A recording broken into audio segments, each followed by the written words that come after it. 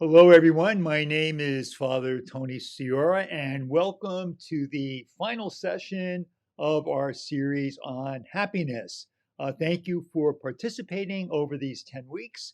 And in this final session, we will bring it all to a happy conclusion. Happiness and hope. So I'd like to focus in on the fact that happiness is something that leads us to hope, especially in difficult times. So in the time of pandemic, as we have been reflecting over these past couple of weeks, this has been very, very challenging. And we can get into the dark side of what our experience has been. That said, I like to propose that the time of pandemic and COVID-19 is an opportunity for us to revisit the topic of hope and the importance of hope in our lives. Now, where do I get this from? You notice on this slide is a picture of Father Daniel Berrigan. Berrigan was a Jesuit who died just 2 or 3 years ago. And he was someone during the Vietnam War, before it was popular to protest the war, he protested the war and wound up being exiled from the United States by his provincial and the Cardinal Archbishop of New York. So he was a very prophetic person in terms of the stance that he took. And so on one occasion, when I was with him, I said to him, Dan, do you think that the rest of us should be doing the kinds of things that you did? He wound up in jail over this. I have no desire to go to jail. So that's why I asked him this question. And so he said to me, well, Tony says, three things I want to tell you. He said, don't do anything without reading and studying the scriptures from a Christian perspective, right? Or your sacred books, whatever your tradition might be.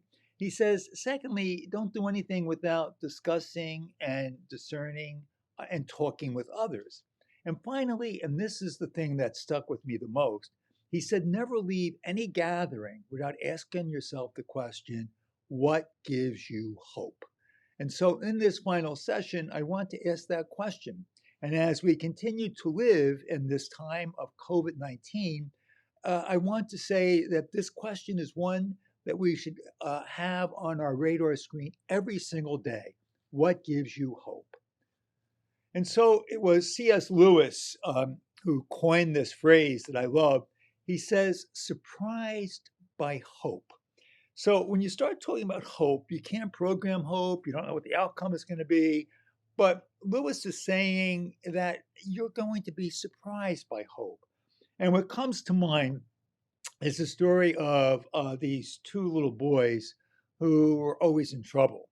And the pastor of their church sent for them. And one of the two was afraid, so he stayed at home and hid in a closet. And the other one shows up at the rectory. And this priest was kind of a big guy. He was sitting behind this desk. And he decides that he would quiz this boy on the catechism. So he says to him, now tell me, where is God? And the boy couldn't remember the answer to this very simple question. So the pastor was kind of annoyed. He asked a second time. He goes, where is God?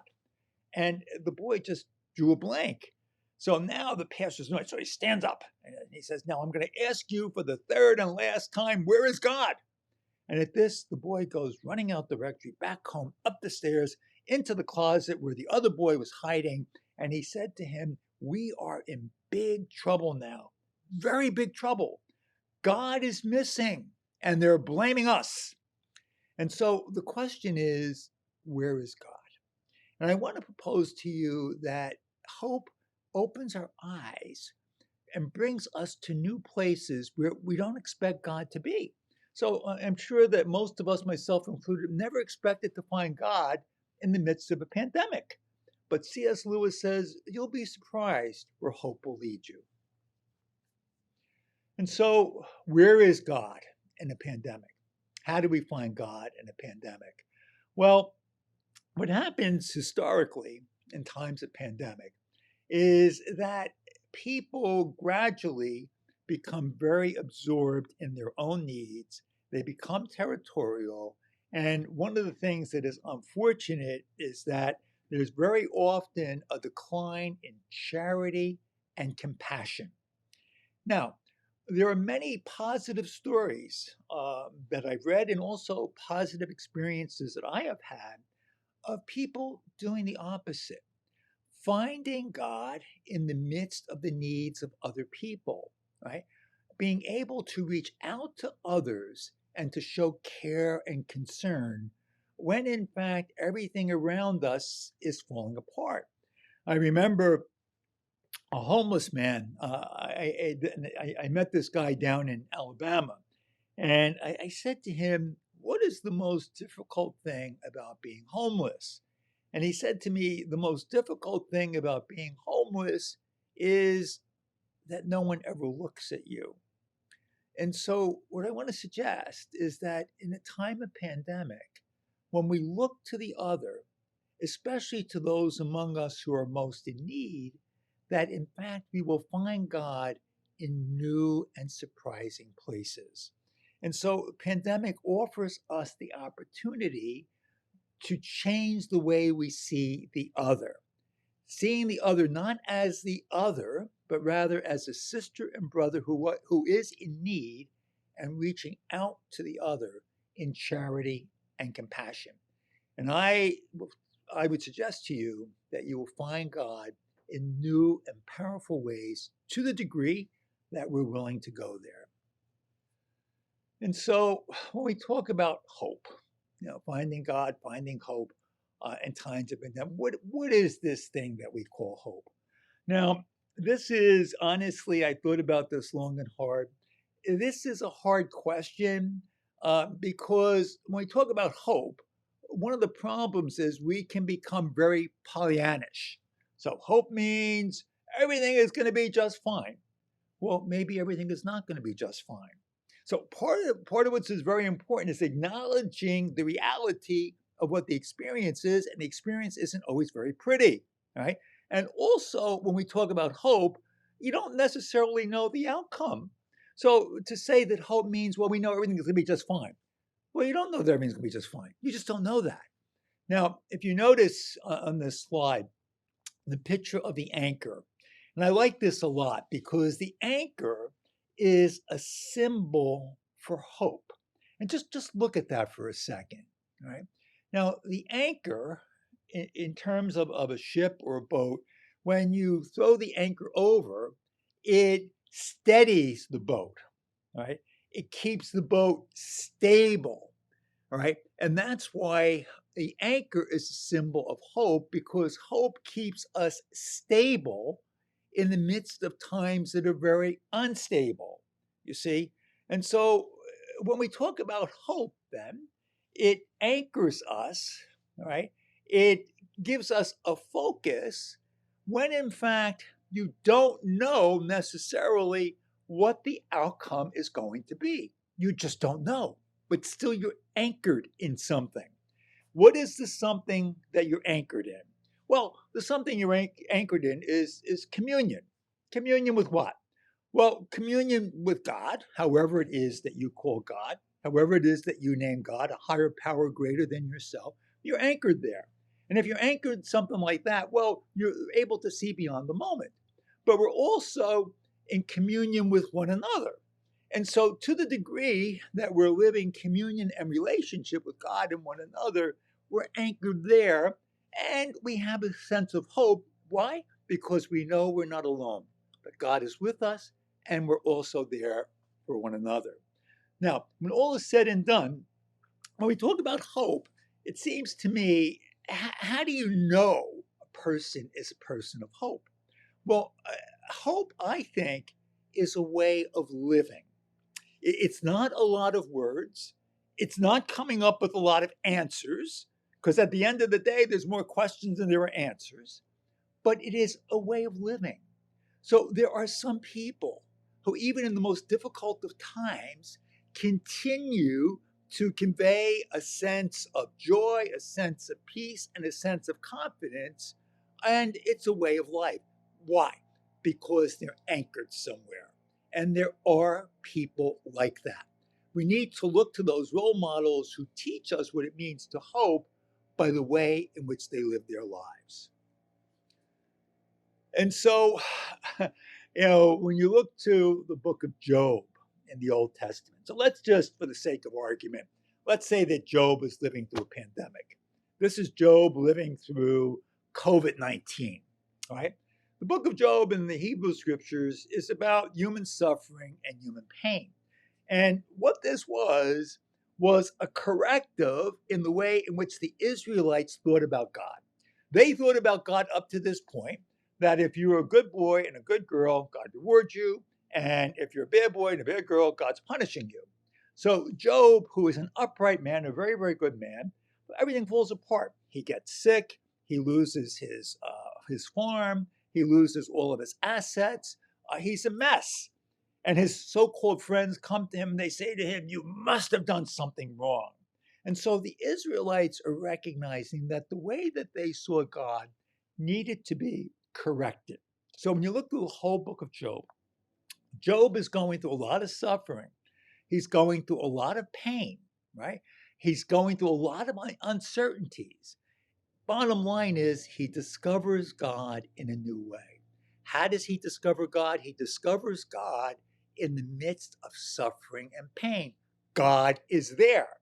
And this is powerful. And to put it very simply, the point of the book of Job simply is this: God, I don't know why all of this is happening. I really don't. But I believe that you do. I don't know why we're going through this, God, but I believe that you do. To say it in another way, the way I like to entitle the book of Job is God writing straight with crooked lines. And it's learning to live with the questions and not having a lot of answers. And to the degree that we could say, God, I believe that you do, right? And in fact, we're saying in effect, I don't know what the future holds. Of course you don't. Nobody does. But you do know who holds the future. And if we believe that, that's how we bring hope into the world. And so finally, in a book that was recently written by a professor at Yale University, Nicholas Christakis, Apollo's Arrow, he talks about living through a time of pandemic. And according to Christakis, we're going to be living in this, environment till about 2024, according to him. All right. Now, what that means, I'm not exactly sure. But what he talks about is life after a pandemic. And what he says is, and I find this very, very interesting, get used to different. He says that, in fact, the pandemic will change the way in which we live. Structures begin to shift, structures begin to fall apart, whether it be the universities, whether it be the economy, whether it be healthcare systems, things change. And what he says in his book is that's a good thing. That can be a good thing. So when people start talking about, well, I can't wait till things go back the way they were before, it's highly unlikely that that's going to happen in that way, right? And so really what he says that I think is so really profound, and he's quoting Prometheus, who says, and the gods say, well, what was your gift to humankind? And his answer was, I have taught humankind how to hope, even in the midst of the tragedies of life, to continue to hope.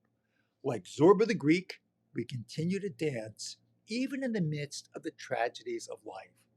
What comes to mind, Charles Bouguer, in his poem, talks about faith, he talks about charity, and he talks about hope. And very briefly, he says that faith is something, the symbol that he uses is that faith is like a cathedral. It's like it's a rock. Charity, he says, you find in the midst of hospitals where we care for others. He says hope is a little girl. And he says hope is the most important virtue. And what Gray says is this, is that the little girl goes to bed at night and is able to sleep because she has hope. And when the little girl gets up in the morning, she chooses to live the day with hope because she recognizes that God is going with her throughout the day. So finally, I'll leave you with this image. My favorite theologian, his name is Stephen. He's my nephew. He's 7 years old. And this one day, 2 or 3 years ago, I was taking all of my little nieces and nephews out on this foliage tour. So we're driving along and we're looking out the window and the leaves are changing colors and they're falling. And little Stephen looks out and he goes, Uncle Anthony, what's going on with those trees? With they're changing the colors, the leaves, and they're falling. I said, Stephen, what you see going on out there is what's going on in Uncle Anthony's life right now. Look at this, my hair changing colors and falling by the minute. So he starts to laugh when I say this. Then little Stephen looks out the window again and he says to me, you know something, Uncle Anthony? He says, it's all good, isn't it? It's all good, isn't it? Profound words from a 5-year-old boy. He was 5 at the time. It's all good, isn't it?